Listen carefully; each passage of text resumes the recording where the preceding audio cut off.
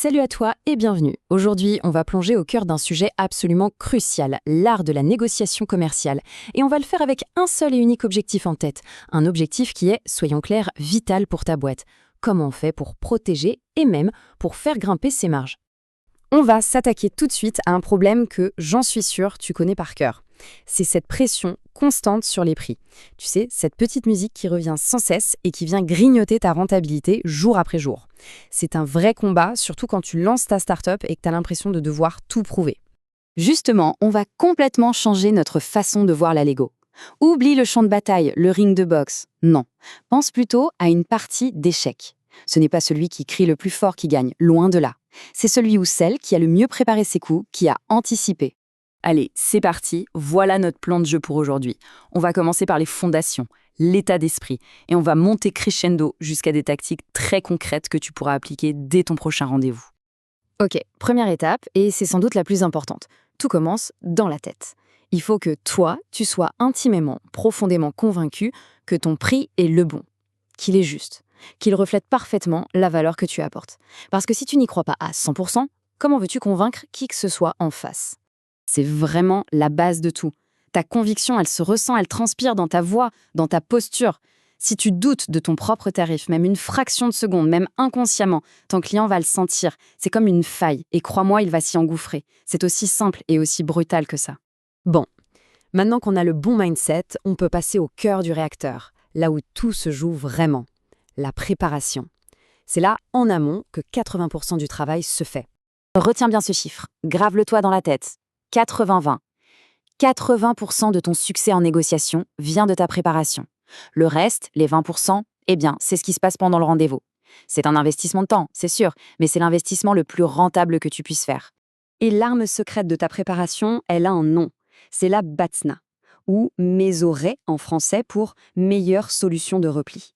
C'est tout simplement ta meilleure option si la négo foire. Connaître précisément ton plan B, ça te donne un pouvoir absolument immense, celui de pouvoir dire non à un mauvais deal, sans trembler, sans avoir peur. C'est ça le vrai secret pour protéger tes marges. Une fois que ta préparation est solide, comme le rock, tu peux te concentrer sur la stratégie à adopter pendant l'échange. Et là, l'idée, ce n'est surtout pas d'écraser ton adversaire, mais plutôt de construire un accord intelligent avec ton futur partenaire. Cette image, elle résume tout. On sort complètement du schéma où il y a un gagnant et un perdant. L'idée, c'est d'entrer dans une logique où on cherche à agrandir le gâteau avant même de penser à le partager.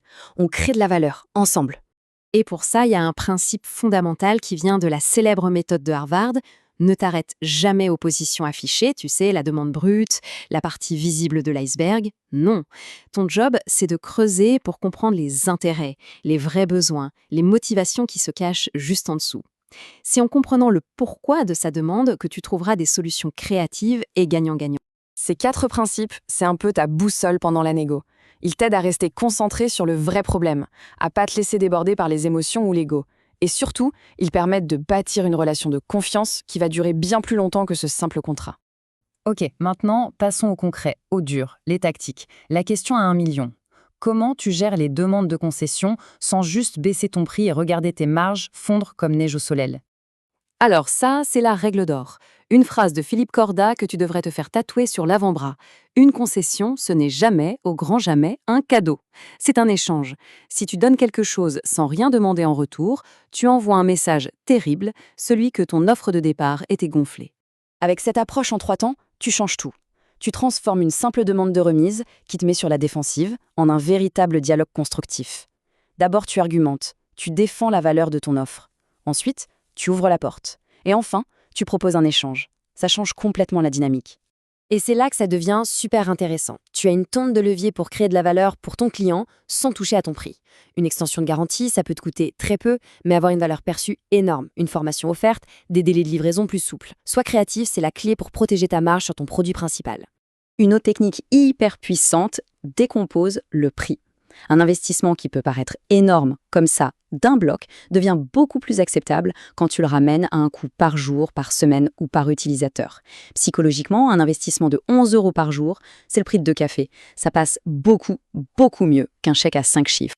Finalement, et c'est là où je veux en venir, tout ce qu'on vient de voir, toutes ces techniques, ça ne vise pas seulement à signer un contrat. Non, l'objectif, il est bien plus grand, bien plus stratégique.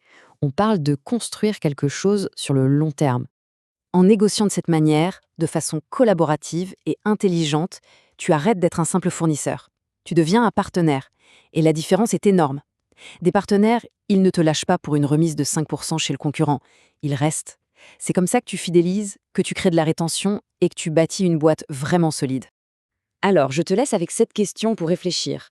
Et si, au fond, le but ultime de la négociation, ce n'était pas de gagner contre l'autre, mais plutôt de découvrir ensemble des nouvelles façons de créer de la valeur, de transformer un simple deal en une alliance qui vous fera grandir, tous les deux.